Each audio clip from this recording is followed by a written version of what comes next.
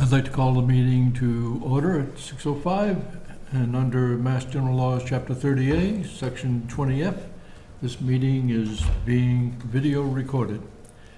And the first is a number of administrative items. The Stacy Lane project.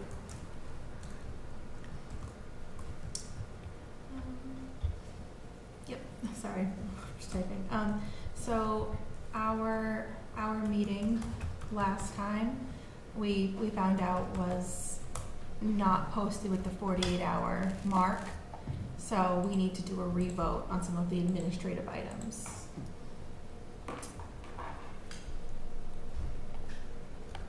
So just for Stacy Lane and A through D is what we just need to have a revote on.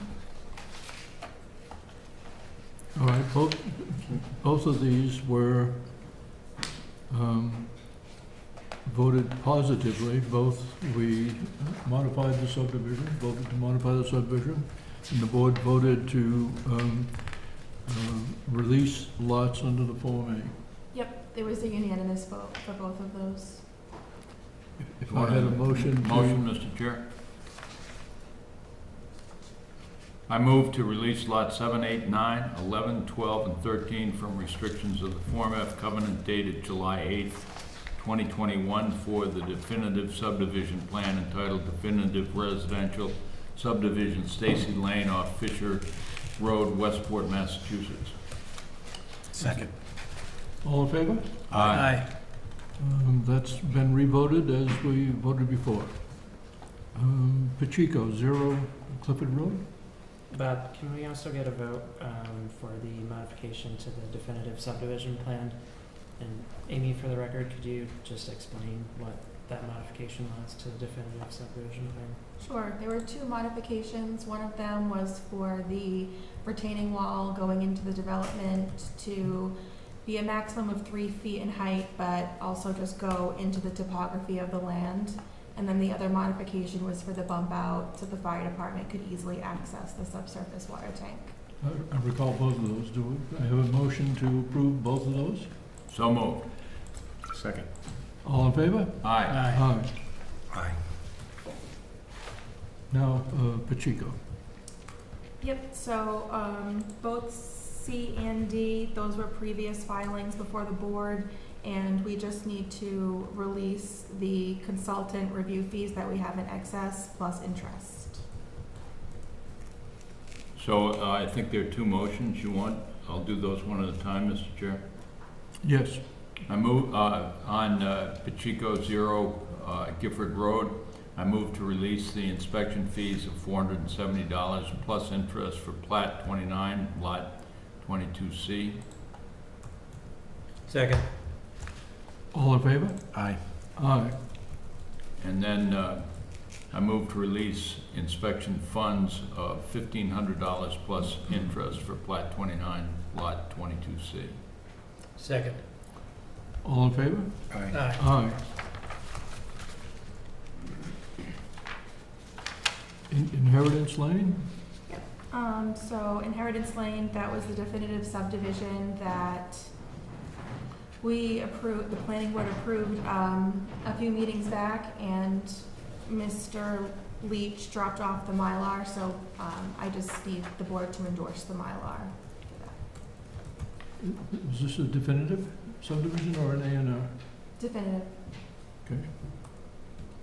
Is there a vote to endorse a plan that we approved previously? So moved, Mr. Chair. I second it.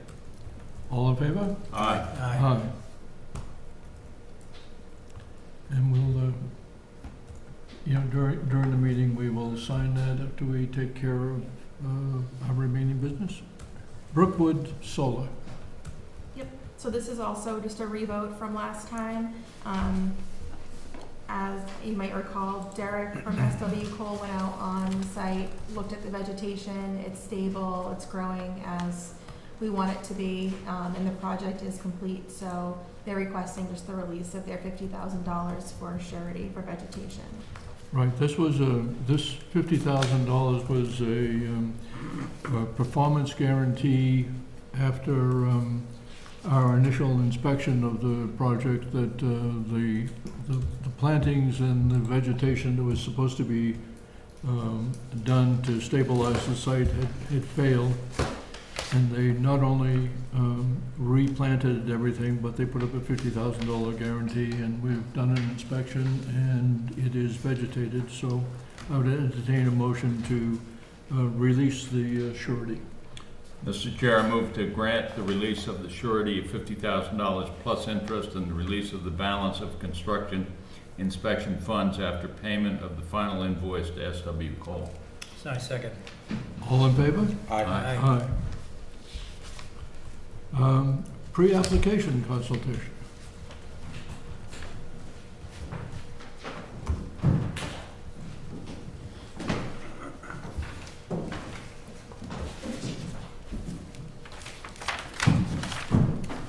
Come forward.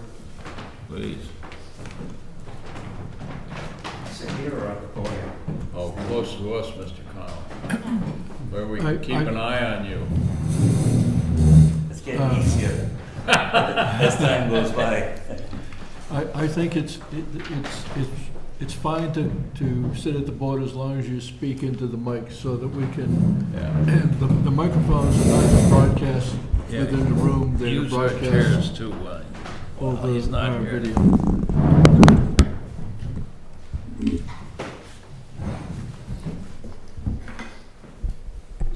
So we have a plan, and we just asked for a pre-consultation with you to present it for site plan approval. Property's 435 Old Harbor Road. My name's John Connell, Northeast Engineers. We were hired to produce the site plan. The pre-application plan that should be in front of you there, I think everyone hopefully has a copy. It shows the utilization of the existing house, 435 Old Harbor Road. The use is this adolescent education and housing. As a requirement of the zoning, we provided 9 proposed parking spaces. They're proposed gravel, with the exception of the 2 accessible spaces, which you see at the end there, to meet the Massachusetts Architectural Access Board requirements. A paved sidewalk or walkway to the housing, and then connecting to the internal little circulation system of sidewalks that they have on site. We propose to utilize the existing gravel driveway. It's roughly 14 feet wide, coming in off of Old Harbor Road. There was also a previous driveway closer to the home, which I've been told has been abandoned, and that the new driveway is the one that currently accesses the site, and it's the one that is proposed for reuse. Water quality, stormwater improvements, we would propose a water quality swale to capture the runoff from the gravel surface.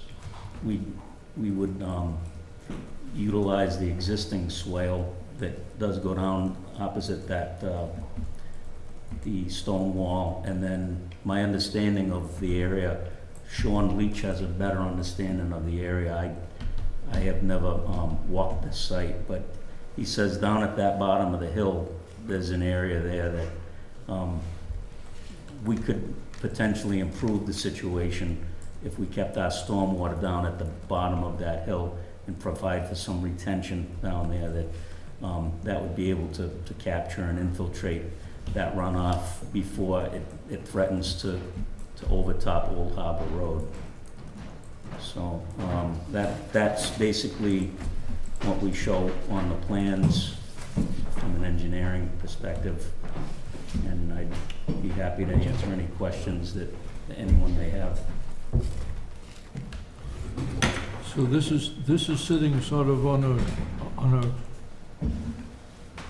crest line, and it's dropping both to the west to Little Compton and then back to the road? Yep. And And the gravel drive that you show, it's on, I see there's a proposed parcel lines, is Yeah. the intent to acquire all these parcels, or are they owned or controlled? What parcels are we looking They at? actually own them all. It's a reconfiguration. My understanding is it's a reconfiguration of the lots, but they own assessors lots 2 and 3. So all of the internal lines have been taken off this plan to show what you see here as the perimeter, the shaded perimeter. But Okay. they do own all of these parcels, and it's a matter of eliminating those internal lines, which would be done through the board. I believe Sean's doing a plan of land, or a Form A plan to show that the full perimeter and the elimination of the internal lines. And what is the intended use here? It's adolescent education housing. What does that mean, or what is that like? Housing for adolescents that will be provided educational services on site and would live on site as well.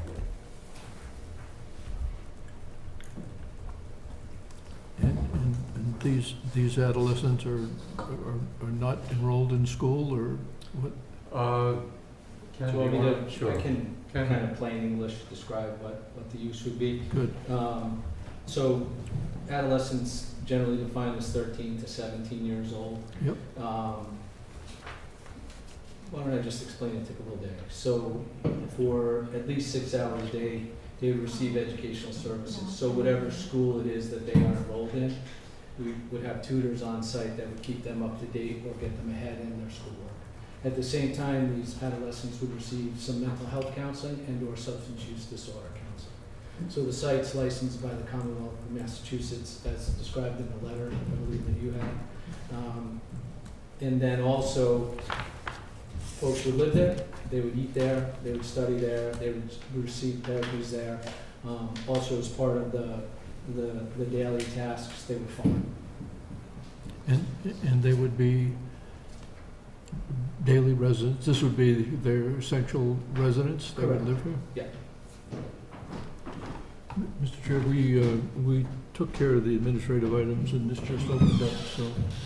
Yeah, I have met with, can't remember your name. That's okay, Ken Weber. With the planning staff, 3 weeks ago? 4 weeks ago, something like that. About a month ago. Yeah. And he described what they're doing, and they are claiming to use the use, which is in our table of use, which is for what's the name of it? To be educational. I thought it was, The building inspector sent a letter saying that he considers this to be an educational facility, so it'd be under that, in the table of uses, which is still a permitted use. and if it's a permitted use, I think our task here is to talk about the physical aspects and not the use, because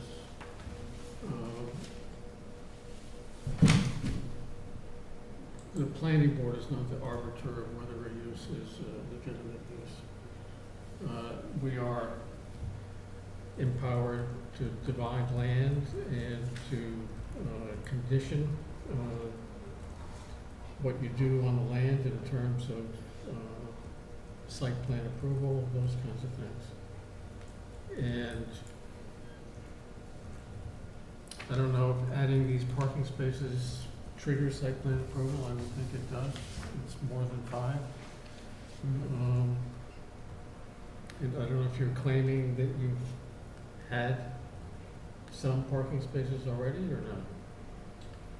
There is some existing parking, but we're providing new, I think. John. Is that correct? Yeah, there's 9 spaces. The parking there is an area near the barn that does, it's an area where people could park, but it was a residential use or a farm use, so it was never, to me, officially Never designated real as parking as parking, so. And how many employees do you envision being there on a daily basis?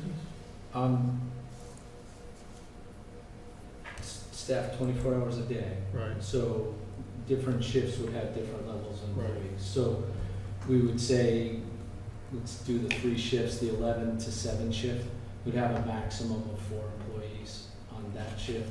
And then 7, the other, The daylight hours? yeah, I mean, the total daylight hours. Again, probably a maximum of 9 and 9, but they would rotate through as the shifts go. No parking necessary for the adolescents, obviously. And then potential scheduling for parents to come, part of the process, getting parents involved in this.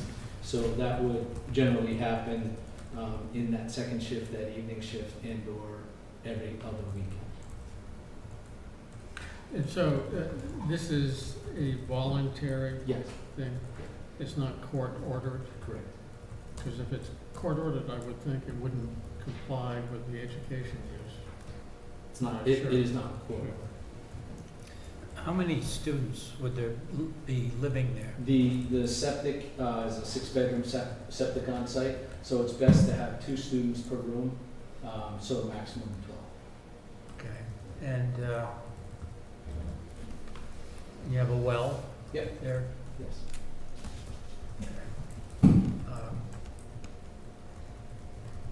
And how would you use those barns? You mentioned in your letter for some sort of agricultural use, but is that it, strictly agricultural use, or would they be used for instructional purposes, classrooms?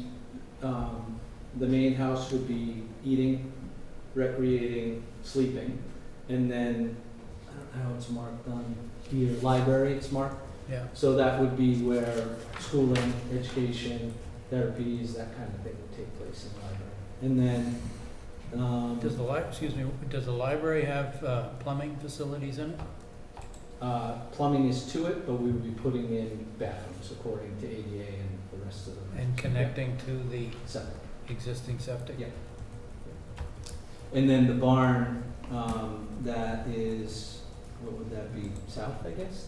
The barn off the little T there, that's a meadow barn, so that would house, chickens, light animals, that kind of thing. The barn that is listed north of the parking area Yeah. needs work. That will take time to, get fixed up, and the shed is really beyond, kind of beyond repair. Yeah, I see the well now. It's right next to the one wing of the house. The west wing, as it were.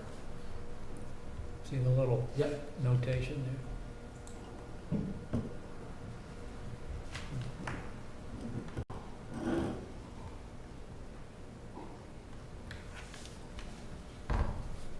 Just out of curiosity, does the house building violate the side yard setback?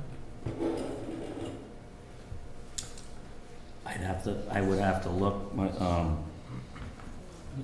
There's no plan, I don't think, to change any of the, dimensions of the building, so I think it would be, a pre-existing structure. But it's a new use. I'd have to look and get that dimension. I think in the residential, is it 6 or 10, or is it? It's 10. It's 10 in the residential? Is that an think existing it's- lot line, too? That is, yeah. But I guess the question is, if it's a change of use, is any grandfathering obliterated for that? Changing the use is something that would be considered separately from the structure, and if they're not expanding the structure, particularly on that end of the structure, I think that's fine.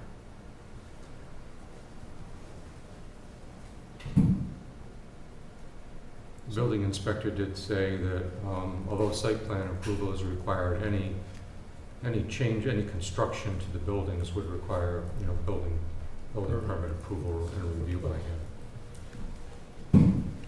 So all the building things like ADA compliance and bathrooms and stuff is not our thing, it's the building inspector. So, but the question is, so I think we have several questions here. Your letter says 10 acres, but you're proposing much more than 10 acres. The It's proposed, 11. No, 10.3 technically. It should be, when the Form A is done and filed, it should technically be 10.3. well, the house lot is 10.2. No, that would represent all of everything you see within that DACA shaded perimeter, the 10.2. There's some interior lot lines around those stone walls, but those are all going away. Yeah, the house lot and the driveway sit on 4.7. So combined altogether, what is showing on the outside perimeter is the 10.2, 10.3 acres. And lot 2? That's 1 acre, and that now goes like this? I think lot 2 is shown as 4.12 acres, right? Is that? Lot 2, I think, is this. It basically, I think it follows the stone wall, and then it I think it goes all the way out to the back, and then that's that piece in Westport up front, and then the piece in Little Compton out back. So it would kind of be this, if you can see that, it would be kind of be right down the middle, almost bisecting the lot. That's my recollection. I can have all of that information though, certainly for the next meeting. So all this property it used to be one larger piece, one larger farm, and it's been cut up by the owner. And part of it over here has been sold, and all these other lots are different. So, just for my information, what part are you gonna farm? I'm sorry, what part? Are you gonna farm? Behind the barn, that area.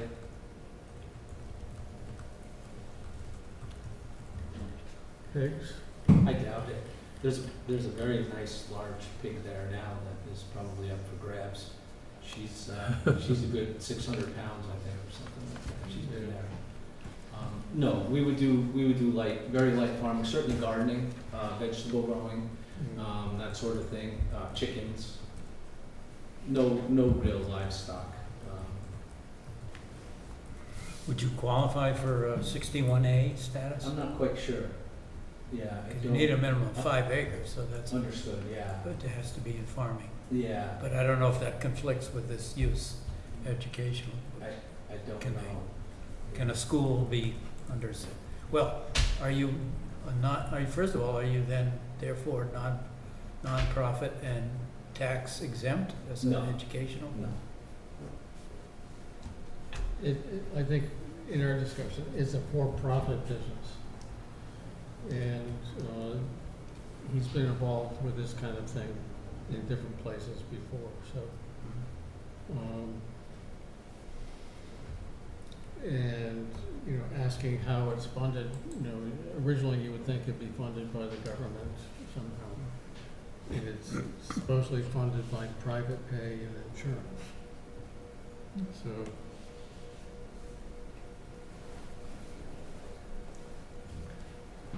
So this is a preamp console? Yes. So what more do you want to get out of this meeting?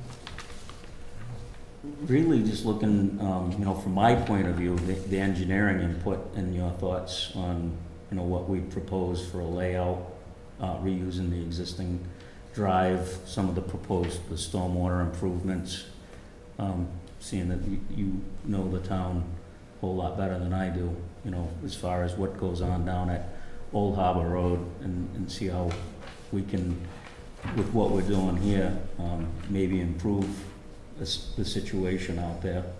I think that there have been issues with stormwater coming down the drive, where the previous owner or the current owner relocated it. The drive used to go up between these two The stone wall, yeah, walls. And I think it comes down there too. So I think it comes across the road in those two places. So I think you need to make sure it doesn't.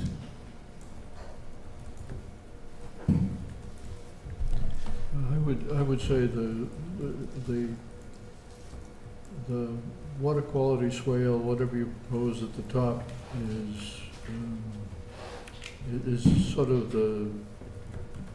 sounds like a reasonable solution for the gravel parking areas.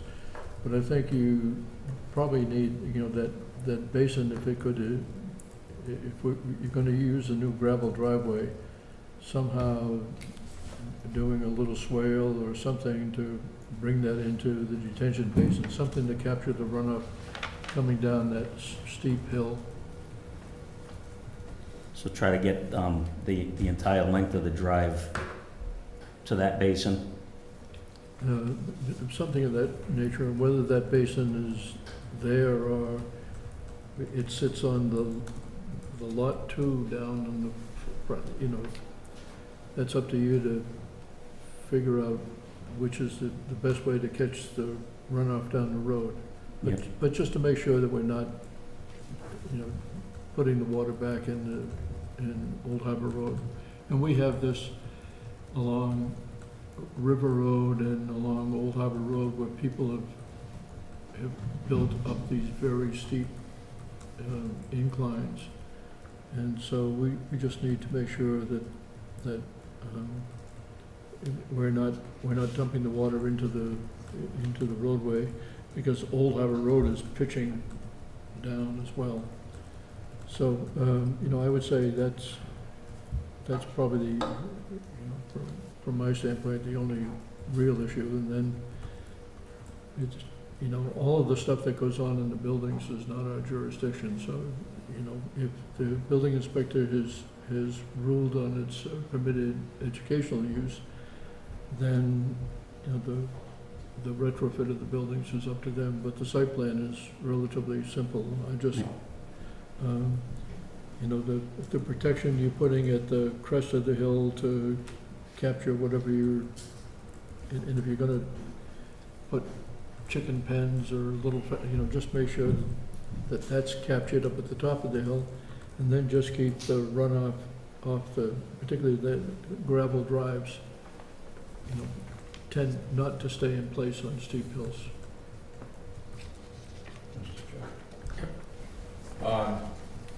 My reaction to this is, first of all, I appreciate your coming in advance to get our comments. And as I understand the proposal, which is a for-profit educational institution, we have a number of people who come in for profit-making developments, and there's nothing wrong with that. But many of them say, well, if a little bit of development is good for profit, then a lot of development must be better. And that's not your approach, and I appreciate that too. You're taking existing walls, existing driveways, existing buildings, and you're saying we're going to work with what's already there. And I commend you for that approach. It's not an approach that we see a lot of. So I really admire you for that. How do we fit an unusual use into Westport? Well, let's take what's already there and fit it in. Thank you for doing that. And thank you for coming to us first with how do we fit in. And so it makes it easier to deal with things like runoff and everything everything else. Got a good engineer, known him all the time. And if you take something that's already been there a long time, that tends to make it easier. But I think, and then you introduce it with, we're gonna work the educational mission around farming, which is something that happens in Westport. So I just think you're working with the town and what the town is and what the place is. That's just a really good way to start, I think.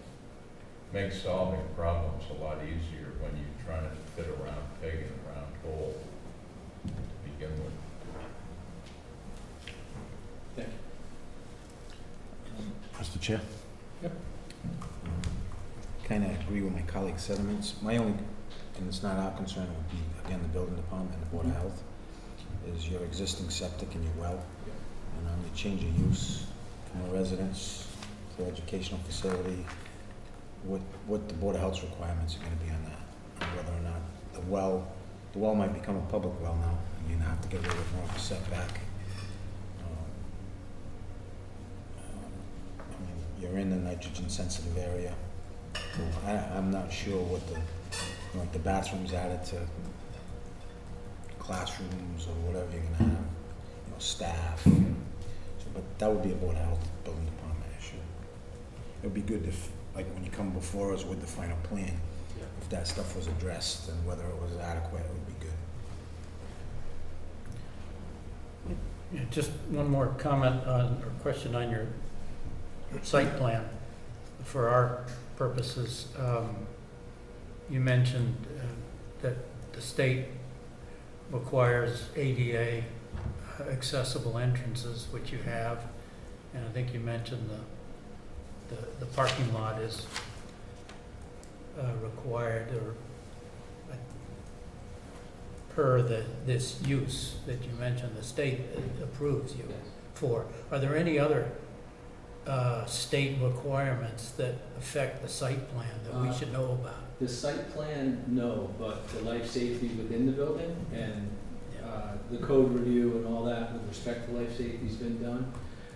We use GMI, who, this is what they do, architects. And so there'll be fire suppression in the building, in both buildings, full egress, evacuation, fire extinguishing, all of that sort of thing within the building. But as far as the site plan goes, other than the ADA, there really isn't. So no exterior lighting, signage requirements that you're aware of? Just what my understanding, just what the life safety stuff would be for the exterior lighting. I guess to speak to your point, the reason why I'm choosing this site is the work that's done there needs to be done in a home-like setting, and this setting is ideal for that kind of work. So the idea is to keep it the way it is, and to keep it country, and to keep it farming and that sort of thing, because that only helps with the work that happens there. So as far as outside goes and site plan, this is the plan we need to stick to. So I think the site itself used to be owned by Reverend Lawrence and his wife, Betty Atwood, I think, who was a vet, and they used one of the buildings for the veterinary. She used one of the buildings for veterinary thing, and she was an expert in horse care and internationally known. So the place was kind of set up for that years and years ago. And then Charlie Merrow has put a lot of farm animals on there, including a lot of pigs. And he moved the pigs from the Westport side to the Little Compton side because Westport wanted him to register all his pigs, and he didn't want to do it, so he moved them to Rhode Island, where they don't care, I guess. But driving by one time, I saw the mother pig and 6 baby pigs jump over the wall and start running down Old Harbor Road. If pigs could fly, huh? Yeah. And so I called up to Charlie and said, hey Charlie, your pigs are out. And he said, oh, it left this place of business in Fall River and raced home. I'm glad you're not gonna have pigs. But two things. One, I'm sure that you know that if you're a farm, you're exempt from a lot of zoning issues. I think the use is educational with a farming on the side, so you're not a farm. I don't think that you would be considered a farm because of that. At least, what do I know? I'm not the zoning enforcement officer, but I think that would be the case. So, I think if you do the minor things we're talking about in the site plan review, which includes the parking, the drainage, signage, outdoor lights, that kind of thing. I think, I can't speak for everybody, but I think you'd be okay.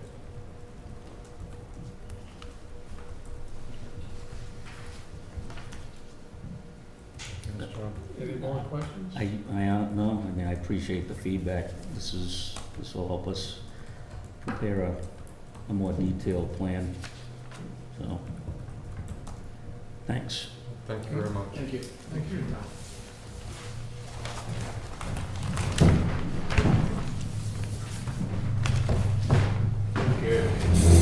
Good to see you guys, thank you.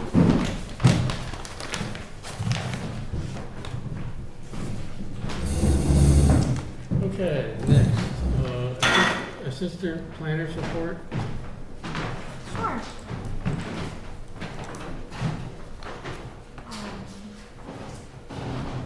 So, just an update that Frank Getchell from Weston and Sampson has provided us with an updated memorandum for the Harbor Water Study. So there is a meeting with staff and stakeholders tomorrow at 10 a.m. in the select board meeting room of Town Hall on the second floor. So Frank will go over what he's found in his memo, and we can look to what the next steps are for that process.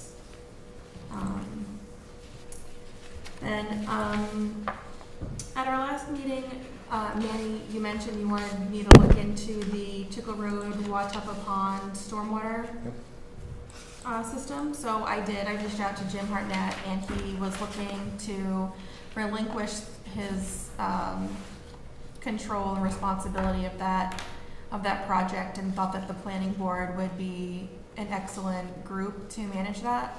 So he provided me with Lindsay Wilcox from Wooded and Curran, who is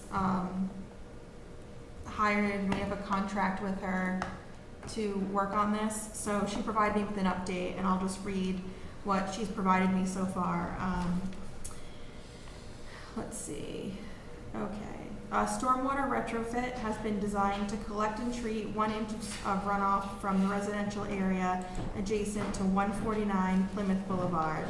This location was selected because the 2.2 acre drainage area has a large amount of impervious area. Untreated runoff is conveyed directly to the pond in the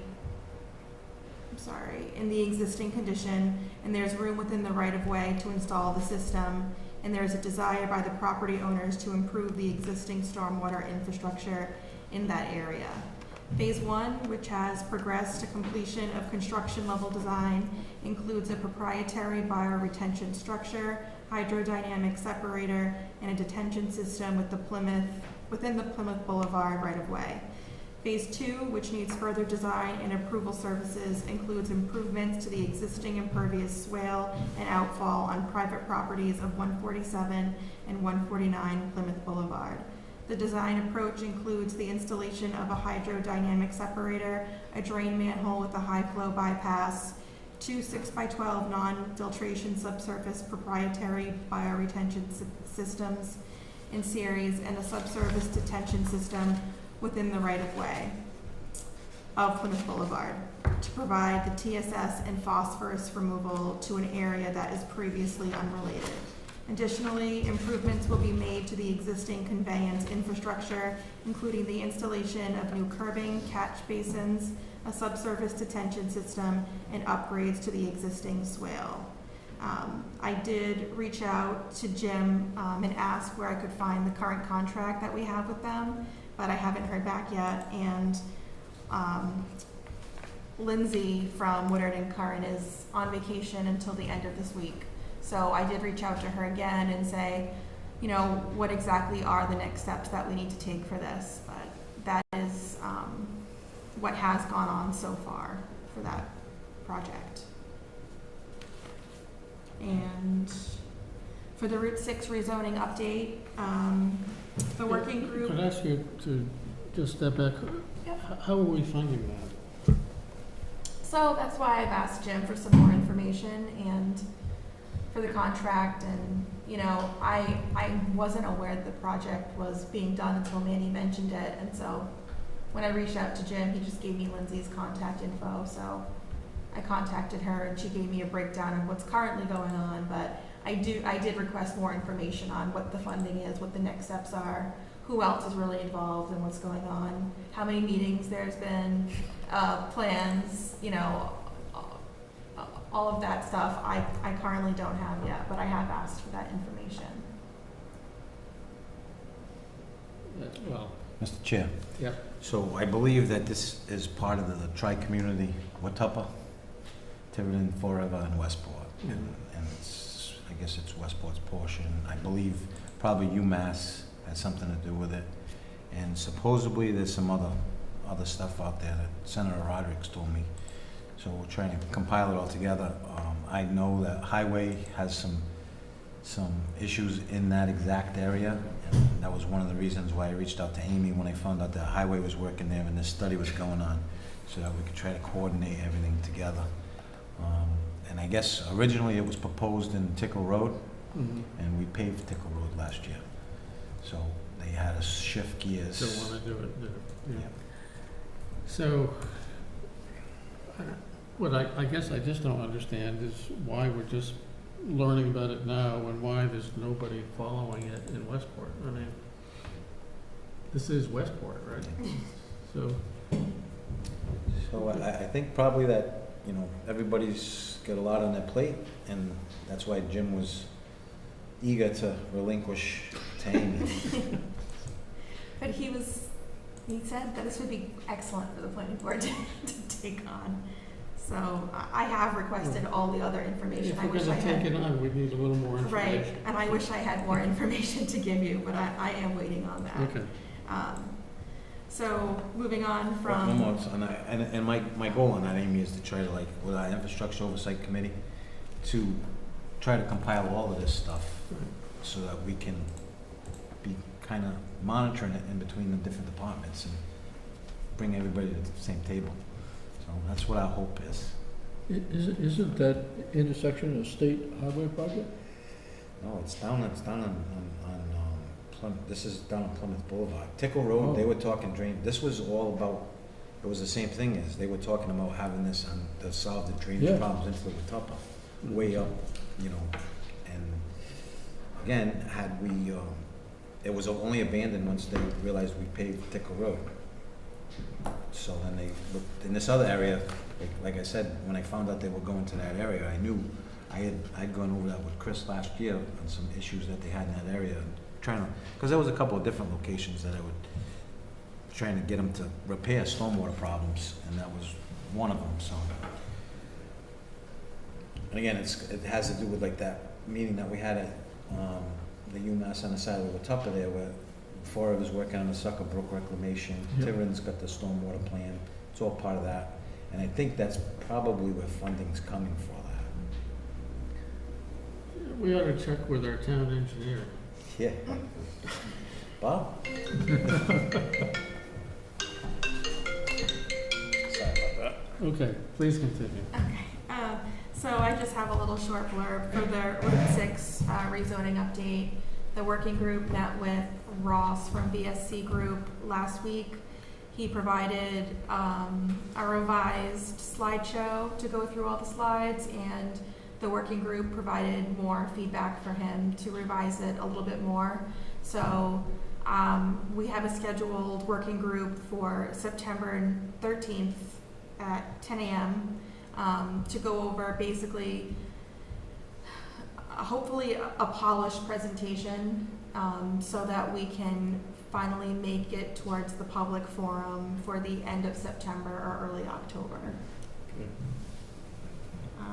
And then last is the short-term rental committee. So the item was unfortunately not put on the select board agenda for August 21st. So it is placed on their next available agenda for September 11th and to be approved. And then once approved, then the appointed members of that committee can formally hold meetings to work towards getting a short-term rental bylaw in place for town meeting of 2024. Do we need the select board approval to do this? We need them to approve the creation of the committee and to approve the appointed members that each department picked. So I think in the past, in several occasions, we have started a subcommittee of the planning board to do this kind of thing and pull in people from the zoning board or the board of health or something. And I think select board has a lot on their plate. I'm not sure they need to do this, but it might make it more visible. I mean, I don't know. Yeah, I think they need, I mean, there's Mark and Bob from planning on there. There's Tanya Ryden from Board of Health, and there's Jerry and Roger from the zoning board that have been appointed by their respective boards to be on this committee. But Right. we just need, in order to hold, actual meetings, because they have to be public, we just need the select board to approve the creation of it. And do we need to do anything anymore since the town attorney said that they're not allowed because they're not on the table of use? Well, that was for, A specific right, for, bad problem, but it seems to me the same law goes across everything. Yeah, but that doesn't make anybody legal who's doing it. Right.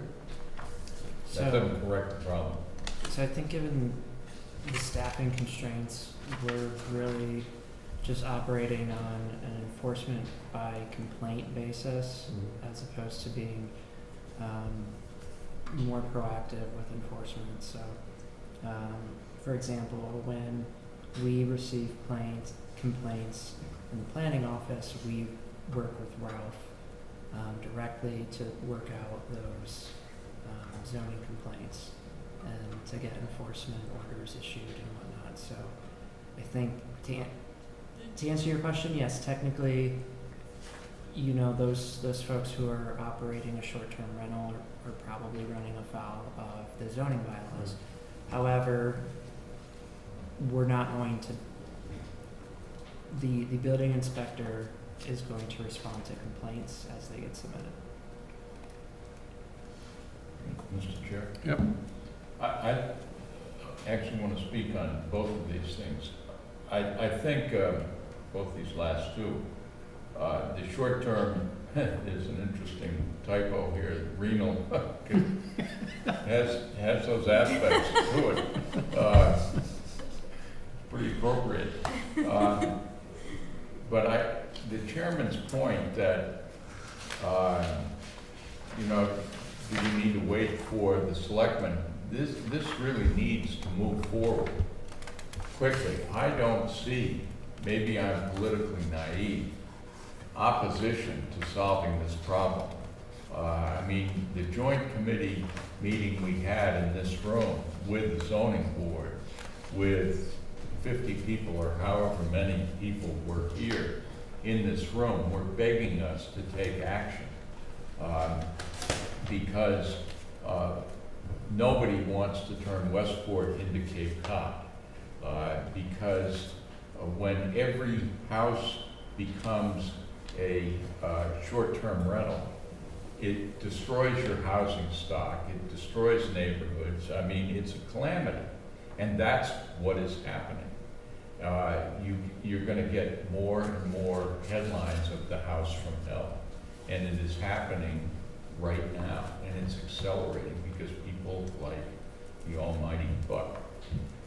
And so all we have to do is copy somebody's ordinance, change the word Lexington or whatever to Westport, put it before town meeting and get it passed, and let somebody stand up and say, we don't want to solve this problem. I mean, they will be shouted out of the hall.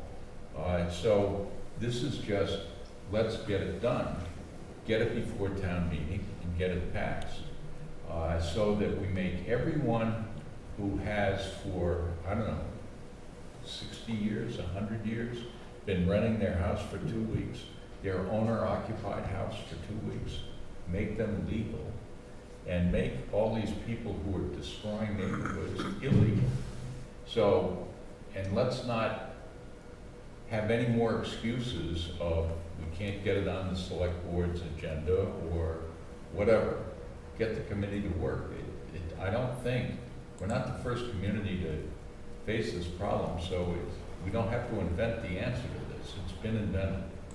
The other thing that I've been going back and forth with Michael and Jim on is the Route 6 rezoning, because I think this has the potential for big losses for us, because if we are declared an MBTA community, which we are not yet, but we are adjacent to Fall River, and so at any moment we could be,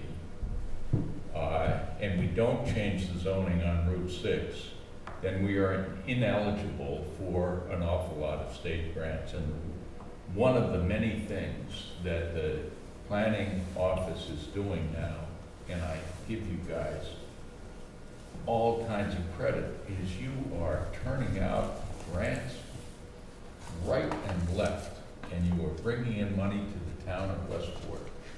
And this is heroic work you were doing. So I don't want us in a position where, because we didn't get the rezoning done, we are now ineligible for all those state grants. So this rezoning really has to happen so that we continue to be eligible for the state grants. Even though if we are ineligible, your workload will go down like this, and it'll be a lot easier for you. So, I know it's a perverse incentive, Michael, but to bring you further up to speed and not just tell you that we met with the committee, we are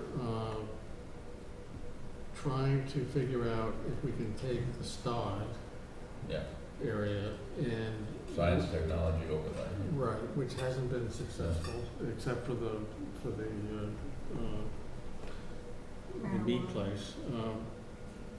That we put it, or a major part of it, as zoned for what we anticipate being the 350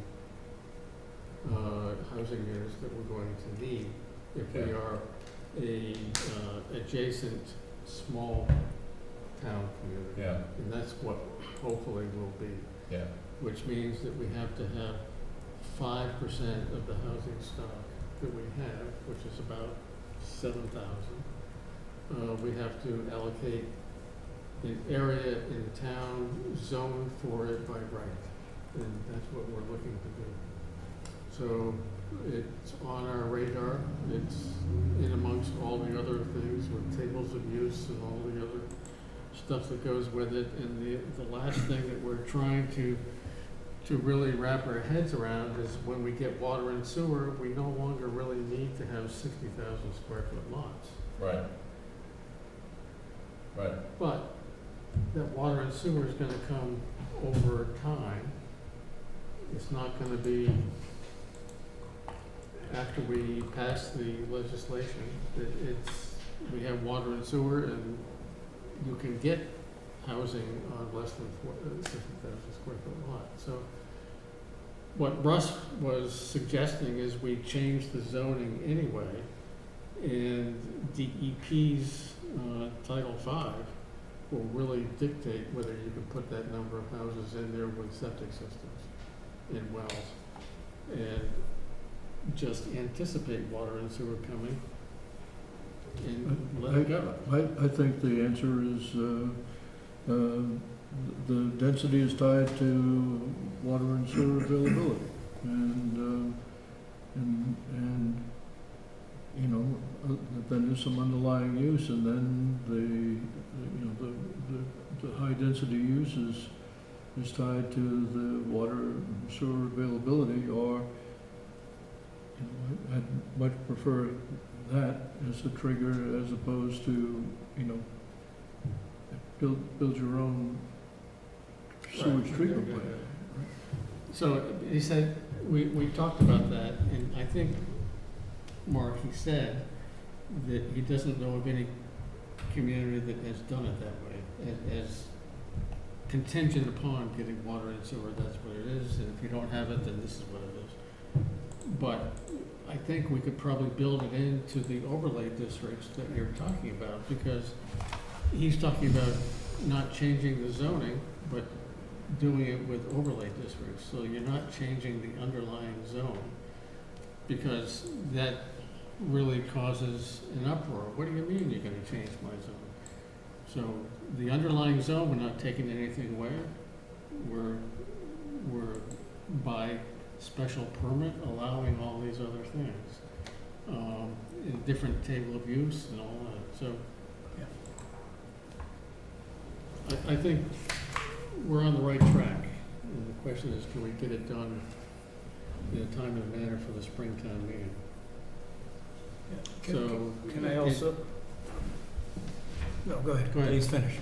No, I was just gonna ask Bob, or somebody who's in the know, what's happening with water and sewer, because it's just, I have no information. Water is sitting there. All it needs to be is tapped.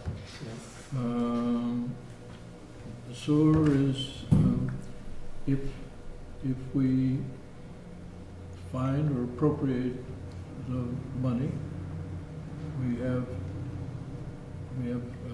applications out and pending for the SRF loan funds. And we have some cash available out of the help that Senator Rodericks has given us. And if we get that loan and the money together, we would put together an article for the town meeting in May, along with the rezoning, to raise the local share, the amount of money that we don't have. Town meeting raises that. We already have the design. We would then go out to bid and figure there's a year and a half, almost 2 years from town meeting, and that's when the sewer would be available.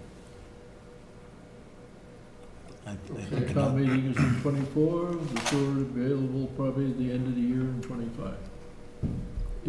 If the voters raise the money to have a sewer.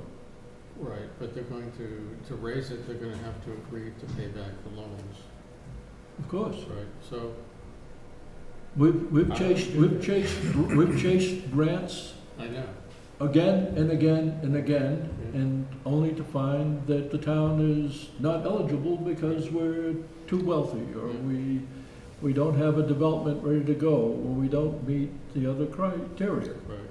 And the town, you know, the state looks at our increasing assessed value, and you know, we sort of wash out of you know, big debt forgiveness eligibility and all of those kinds of things. So even though we're trying to help the poorest part of our community and to help people who really need the help, you know, the state looks at the town as a whole and looks at us differently. So we have so far struck out on that, but I think we will get the loan. So the state, every time they say no, they also say, you're looking in the wrong spot, go get a loan like everybody else got. So that's the hard facts of where we are, and whether or not the town meeting will appropriate the money to build the missing funds is the question. But we think we will get the loan commitment, and the next step is to bring it to the town meeting in May. I'm pretty sure you'll get it, because that's how they work, that's why they have the SRF. What about the chasing some of the federal money, now that we get the design done? We are chasing federal money. The feds don't give money to towns. The They got some. feds give money to states. Well, we got some. I guess we're gonna try to get a coalition and sit down in Washington a little bit with that plan. We're Okay. gonna give that a shot too, but, And we've filed I applications. mean, that's not gonna stop us from going to town meeting, but I'm just saying, while we Yeah, no, get this plan together, we can. We've filed applications with both of our senators and with Representative Keating. And in both senators, their request for money for us didn't pass the direct congressional funding, so they didn't get money for us. We asked them for an earmark, and they tried to get it, and it didn't pass. And I think the House bill hasn't been wrapped up, but I think Senator Keating's $975,000 or some number like that is still a possibility. But we have pursued direct congressional funding. We have pursued any of the grants that we thought that we were possibly eligible for, and we are pursuing the loans. So, and that's where all of the big infrastructure bill money that was passed for water and sewer, that big federal infrastructure money was given to the states to pass through their SRF funds. So there isn't a pot of uncommitted federal money sitting out there that, for water and sewer, that, Now, in that state funding, is there any forgiveness on these loans or any of that? Yes, but because the town's getting wealthier and wealthier from an assessed standpoint, I don't mean people's individual wealth, but the assessed values in the town continue to increase, and therefore we reduce our eligibility to the lowest classification, and so we're getting 3% and 6% debt forgiveness as opposed to 18 and 20% debt forgiveness. So one of the things I see in town meeting too is, like we were talking about the rezoning, and I'm saying you could go with smaller lots once we have sewer. So basically, I think on some of the house, that rezoning could work is, okay, you don't have sewer there now, and you're looking to a new development or redevelopment, let them know up front, you're gonna, to meet Title V, you're gonna spend all that money to meet Title V. And then sewer's gonna combine, you're gonna get tight. But the people right now that are doing septic repairs, that they're averaging $50,000 right now. They've spent millions already in that area of town. You're gonna get some of them people that are gonna now wanna turn out a town meeting and vote against this because they just spent all this money. So I think on a repair, we need to do something like ASAP with something, if it's not a public health threat. And they could do if it is a public health threat, let them do a Title V repair, not this added expense they're averaging $50,000. at cost on these small lots. I mean, one right across the street from that company just went in. I think it was probably 65 by the time it was done with engineering. And that's not addressing the water, that's just the septic. So, we're gonna have trouble at town meeting if we keep pushing this. Where if it's a public health threat, you gotta do some kind of Title V repair, but now that's adding $100 a month electric bill and the monitoring on top of it, so they get another $2,000 a year for this septic. Yep. You're not gonna get them to vote yes for sewer. We, They we understand the problem, and, you know, and if we keep doing that, gonna shoot us in the foot. you know, then, if you ask, what is the cost of, if, let's say the individuals had to pay for the sewer, they just wrote a check. Which is the bigger check? To individually upgrade every one of your septic systems, or to commonly pay for the sewer system? The individual improvements are like twice the cost of the sewer. And to think, well, we will get some loans, we will get some debt forgiveness, we do have some grants, we do have some pieces, and it maybe, if everyone, you know, did an individual solution, maybe it's that out-of-pocket cost is 3 times what it would take to build the sewer. But, you know, we have to keep trying. That's, I guess, all I can say. And you know, we are doing that. And once again, I want to thank you for your efforts on that, Bob. I know you've been working diligently on it, and it's Well, just, it's just not just, you know, there's, with a lot of there's, people, yes. You know, Jim has, and Jim Hartnett has, the town administrator has, and you know, but it needs to be in front of the public. It needs to have an advocate, and we will try to do that. Can I just quickly address, switching topics a little bit here, our esteemed colleague John's other rant, which was on the short-term rentals. While it is true we are not formally formed as a committee because of the process we have to go through the select board to be appointed, there has been work sort of behind the scenes, as it were, not taking any formal actions or anything like that that doesn't involve public to know about. But we've had a series of different bylaws we've looked up from different towns. Yep. We've got about half a dozen of bylaws of other towns that we're looking at. We're taking pieces. There's already sort of an informal draft, as it were, that's looking at cobbling together different bylaws from different towns and putting together our own kind of lists of questions and issues that we'll be debating when we and discussing when we are formed and discussing in public once the meeting. So we're not starting. My point is, You're not when we starting do from get zero. yeah, exactly. When we do get formally blessed and Good. have our first meeting, we'll be educated and ready to, you know, take action. or start. Fantastic. So, Mr. Catino.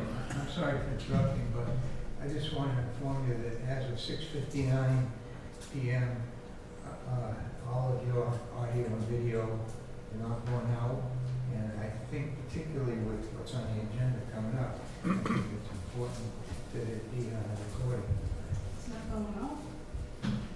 6:59 went out, Mr. Bullard was speaking about short-term rentals, and I guess it didn't like that. So we got your rant. Back. We got your rant in. You know, have you ever listened to that NPR radio program of Jim Browdy and Marjorie Egan? I think they have at the end of that program every week rants and raves of the week. So they have rants and raves. Kind of reminded me of that.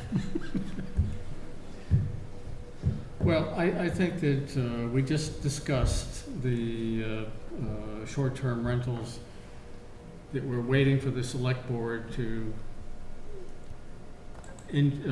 energize the committee, to authorize the committee. I don't know if you got into the conversation, but we are meeting Thursday, 2 days from now. We haven't stopped this. We've been meeting informally and so forth, and Roger is bringing in a draft of the short-term rental bylaw Thursday afternoon at 3 o'clock. I'm sure Bob and Mark have gotten notices of that. But that's really not, Did you post it? we're not an official thing, so there's no posting. It's a working group, just as you had indicated earlier, Tim, but we used to have basically a working group, subgroup of the planning board. But I mostly wanted to let you know that you're not being recorded, and you got a thing coming up here about Westport Lakes, and I think it's important. I don't believe think we do. That's just for correspondence, and that it was a letter from Chris Capone from Conservation, just stating that they hired field engineering to do. Oh, have you covered that yet? Did you cover that? No, but that's, Agenda but, item yet. no, but that's just, it's just a memo from Chris saying that they've hired field to peer review. But that project is not before the board yet. They haven't filed yet. That's what I wanted to talk about. Anyway, I'll let you do your thing. Okay, so, planner's report? Yeah, we in mid-August. Just, I mean, if, just on this, the correspondence with the Concom's agent on the Westport Lakes proposed development, and they've engaged some, you know,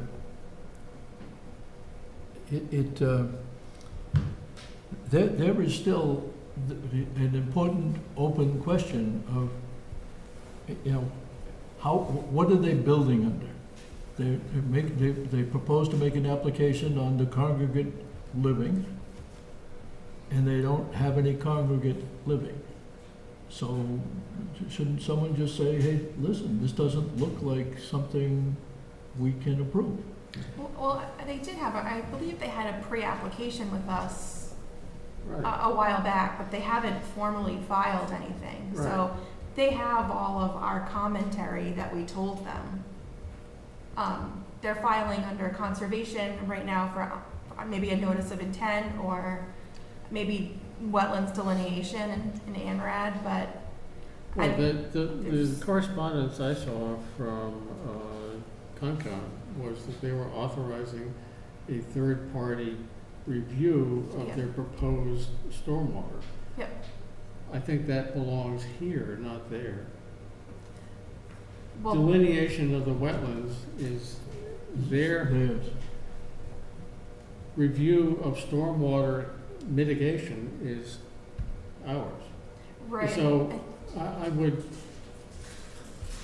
somebody should alert them not to jump the gun and go for that, because we don't even know what it looks like for their stormwater mitigation. We did see a plan, Yeah. and it looks like the other project that's built in town. And between that project and their proposal, there was another proposal. And it got unresolved because they withdrew their application. But it didn't have my vote. Right, I just, And this is not gonna have my vote unless it's changed dramatically. right. I just,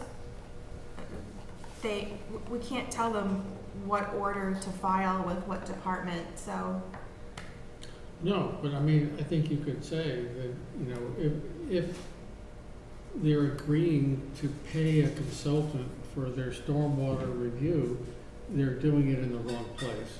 And number two, talk with Chris Capone and say, you should tell them that you've heard from the planning board that the primary issue that we have had at the preliminary thing was, are they in ILF or not? Yep, I have And- relayed that, we have relayed that to Chris. He knows what's been going on and transpired with the pre-application. Okay, as long as the applicant knows, I'm just, I don't want to have a conversation over this table saying, hey, listen, I did all this wetland mapping and you guys know that we're doing this and now it isn't even a project that you could consider. They should know that we're, and I'm happy to have you say at least one member doesn't think this fits in the zoning, right, I think that was pretty evident in the pre-app concept. I would hope that they're just going to conservation for an approved wetlands line, Yeah, for that's whatever they're okay. deciding to do later. Yeah, if they're doing that, They won't that's, throw that drainage work, just do the wetland line and then continue on with Yeah. the process here. Because it's always nice for us to have an approved wetlands line when you're looking at the plan for the stormwater, so. It seems to be one of our problems, that we don't get one. I don't have any further rant. Okay, so before we do the rest of the correspondence, we're gonna keep with the planner's report. So I released an RFP for vendors to help us out with our municipal vulnerability preparedness grant. We're looking for a firm that has either experience in climate change planning or a DEI background, diversity, equity, inclusion, because that's a component of this grant. So we'll be selecting someone sometime after September 15th. We'll be reviewing any proposals that we get, and then we'll need to have a vendor selected shortly thereafter. In time for I guess it's a sort of a peer kickoff meeting with the grantor on September 21st. Amy and I will be going up to Taunton for that meeting. To Serpent or to? It's at Serpent, yeah. Yeah. So, have we gotten any responses yet? I've gotten some responses saying no thanks, this is not a good fit for us. So, but I haven't received any actual proposals. So what's our plan B? I don't know. This is a pilot project, and so I'm sure that I would hope that they're anticipating that there might be this kind of issue, and so we'll. So go back to Courtney and say, help direct us to somebody who can do this? Yeah. Okay. All right. This week, Kleinfelder submitted, or I think it was last week. Last week, Kleinfelder submitted an application. It was not an application. It was called a grant survey to the emerging contaminants in small and disadvantaged communities grant. I think the purpose of this grant survey is to pre-screen applications to help the grantor get a handle on what kind of potential grant awards they're going to be able to give out to communities. It's a new EPA program. But what Kleinfelder submitted for was to address the PFAS that's showing up in the drinking water at Westport Plaza, Lickety Splits, and the Macomber School. And so this would kind of do a loop around Route 6 to provide sanitary water to those properties. And then they would provide service connections to the adjacent properties in order for the adjacent residential properties in order for them to be able to connect should they choose to connect to that water. So you said Westport Plaza? Westport Plaza, yeah. Lickety Splits in the Macomber School. Where is Westport Plaza? That's east of CVS? Yes. Yeah. It's right on the side of the post office. Yeah. Yep.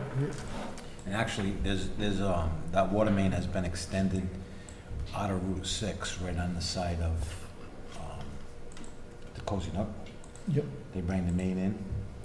So that would probably be the best route, continue up that road. And they're having issues too, because they're on a dead end. They extended the main up into the street on a dead end, so the restaurant's getting a little issue. Come in, go down Gifford, then loop on Osborne, and come out onto Route 6 over next to where ABC floor covering is. I mean, I believe Chris is gonna go over that for our meeting tomorrow, but and one of the reasons, another thing that came up with this, in one of the meetings was that the MACCOM is having issues with, and they were looking to spend money on the well, and pumps and holding Well, the tanks. filters, I mean, if it's PFAS, you're gonna have to filter it with these special carbon filters. And then what do you do with the carbon filters after they? One of them is 1,000 feet away, so I think this is a pretty good. And this time, you know, both in our sewer design, which also extends water, and in this, this isn't designed yet, but when it becomes designed, we are extending the water and sewer services out of the right-of-way up to the property lines of the property, so homeowners won't have to dig up Route 6 to get access. The access will be brought to them. So I think PFAS is gonna be a huge issue throughout town. I don't know where it's coming from, but they're changing the trigger from like 16 or 8 parts per trillion down to 4. Yep. And 4 is the lowest you can even measure, as far as I understand. And then what do you do with all these private wells that have PFAS? And it could not be just, all the wells around here have never been tested for PFAS. I mean, and the question, I guess, will be, do mortgage companies start requiring a test for it? And then you've got to install a mitigation procedure on everybody's well that tests for it. Even if you get it from Fall River, I'm not sure that's gonna be free of PFAS.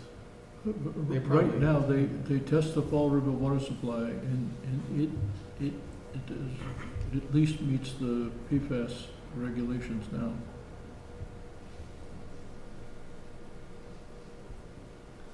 Alright, and an update on our housing production plan.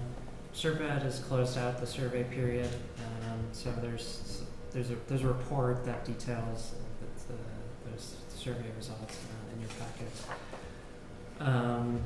They are going to come to the next planning board meeting on September 19th to present the housing goals and strategies for the town based on the results of those survey, the survey results. And that's it. Okay, finish up the correspondence.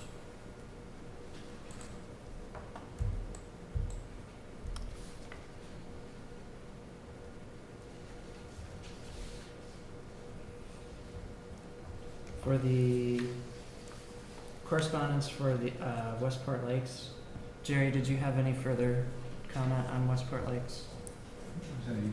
Did you have any further comment on Westport Lakes?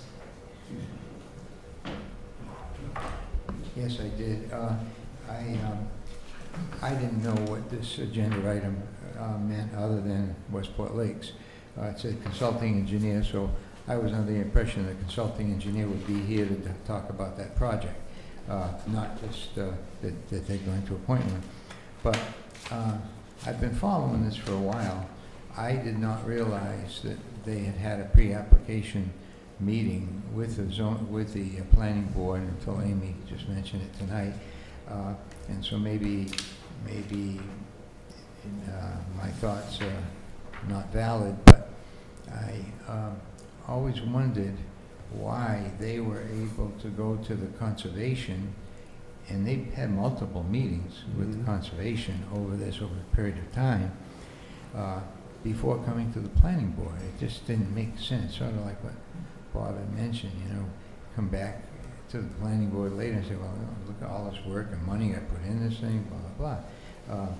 So is there not a procedure where, you know, it prescribes the order in which they go, or it doesn't matter? No, they technically can file with any board whenever they want to, first or last or whatever. And typically boards don't or can't make decisions based on other boards. You can put conditions into a decision saying, you know, we approve this project contingent upon approval of the Board of Health or septic, but we can't make decisions based on other boards. Right, okay. I just then did want to say that I felt this was very similar to the previous applications we've had for another similar proposal, and I saw the plan that they had, and just the whole series of duplexes is what I saw, and I feel that maybe it would be nice if we had zoning that allowed that, but I don't think we do right now, and maybe that's what we should be thinking of. But anyway, I just wanted to put my 2 cents worth in, that I felt that this fell in the same category as a previous one that just recently got withdrawn. But I was more concerned about the procedural aspects. If they want to go to another board at their peril, that's up to them. Thank you. Jerry, I think that you're on the right track with this kind of development. We should fashion some kind of bylaw for over 55 community or something like that. But that isn't this. So, and that's what they've been using the ILF for. That's what the previous one did, Right. the interim one did, Well, and this one is trying to do is 2006 and 7, to fit a square peg in a round hole and say, this is great, everybody loves it. yeah. Why won't you approve it? Right. Thank you.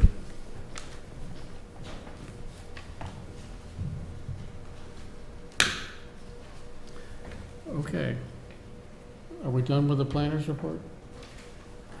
Planner's report is done. We do have one additional correspondence item. It's a Okay. ZBA appeals notice, 17 Sodom Road. It's just a notice of appeal of a cease and desist order from the building commissioner at 17 Sodom Road. Okay. Minutes. We need to revote, Yes. and why is Mr. that? Chairman, since we have already approved these meetings, I would move that we reapprove the meetings of June 13th, June 27th, and July 11th, as previously approved. Second. All those in favor? Aye. Aye.